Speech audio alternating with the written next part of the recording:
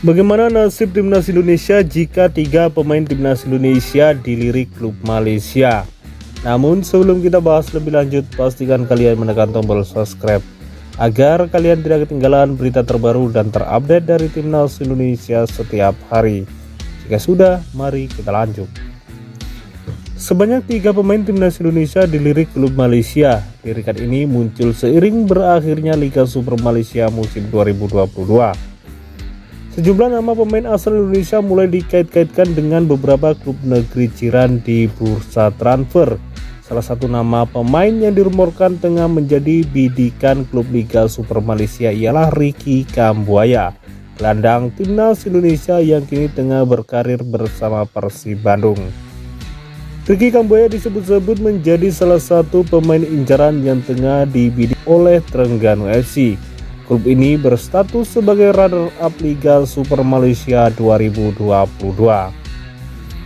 Rumor ini untuk kali pertama dihembuskan oleh akun Twitter yang sering mengabarkan rumor transfer pemain @industransfer.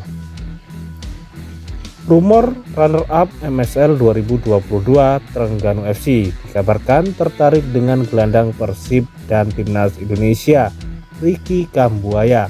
Tulis Industransfer Rabu 26 Oktober 2022. Hanya saja transfer Ricky Kambuaya menuju Terengganu FC tampaknya menghadapi kendala, sebab pemain asal Papua ini masih terikat kontrak dengan Persib Bandung hingga akhir musim 2023-2024. Dengan kata lain, Terengganu FC harus menembus biaya transfer Ricky Kambuaya dari Persib Bandung. Apalagi benar-benar berminat merekrut gelandang berusia 26 tahun tersebut.